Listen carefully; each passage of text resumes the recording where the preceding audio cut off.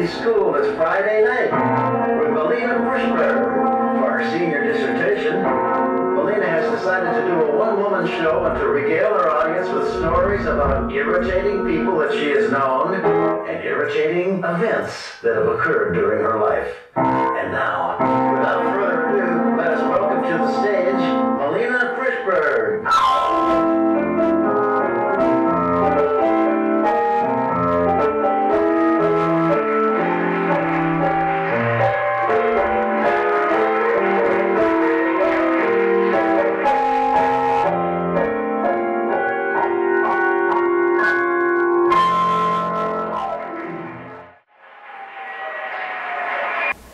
Since I had the ability to talk, people have come up to me and said, "Talk, Melina, say something."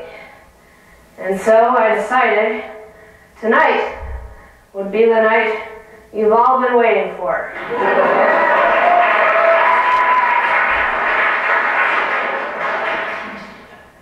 Tonight, Melina is going to talk. So listen up. My first superpower is the ability to make people forget my name. Sometimes I'm called Melinda. Sometimes I'm called Crystal when I get calls from Wachovia Bank. But rarely am I called Melina. So, to express my anger at this superpower, I've composed a song. Now I want you all to listen closely, for we will sing a verse or two together later on this evening.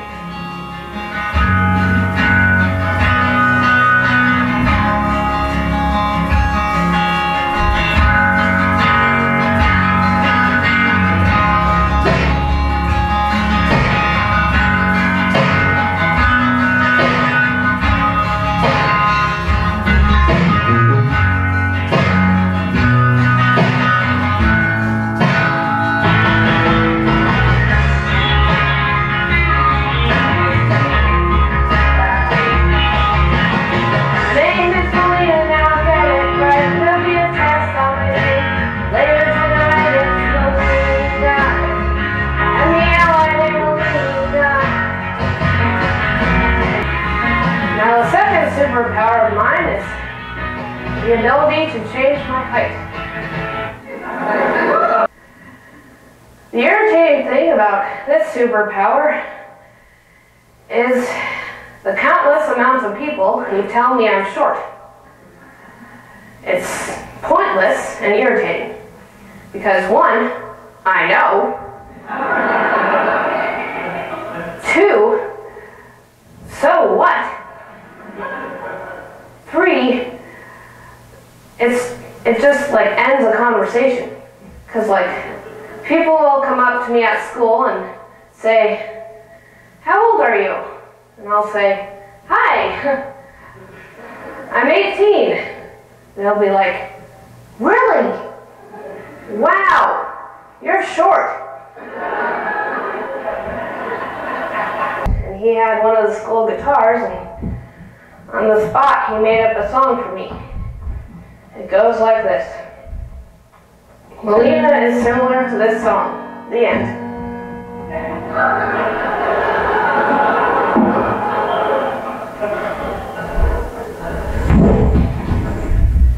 I said, "Crappy?" He said, "No, short." The third superpower of mine is the ability to be invisible. Now, on the 8th grade trip, the girls in my cabin said, "I thought only 8th graders came on the 8th grade trip." And to me they asked, "Are you in 8th grade?" "No, I just came on the 8th grade trip for kicks."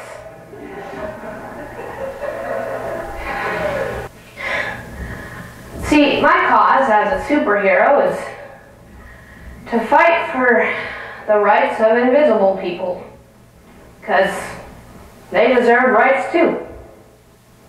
So, since my principal was a kind man, I wanted him to join my team. And so the last week of 8th grade, I went up to him and told him about all the issues I'd had with Da Vinci. He listened and said he'd bring them up in staff meetings over the summer. And I should check in with him next year to see if he did what he promised. Also, it'd be nice to see me, he said. Shortly after our conversation, my principal died. He was the only staff member who could really see me for who I was.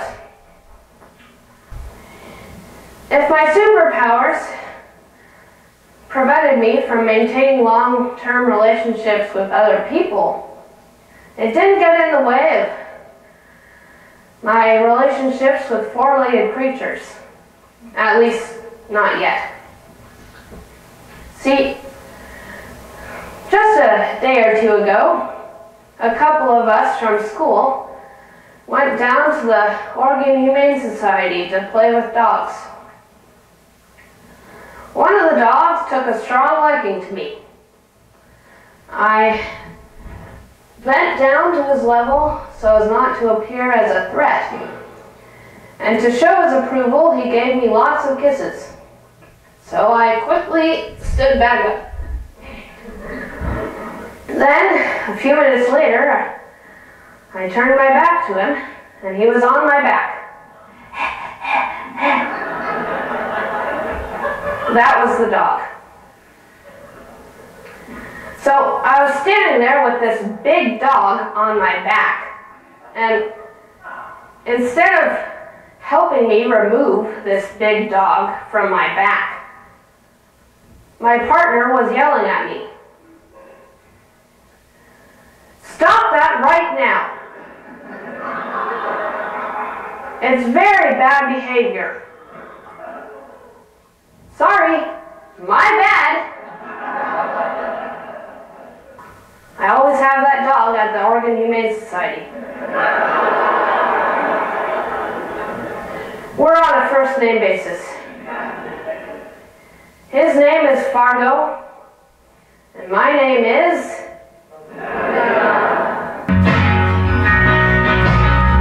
Let's take it to the top again.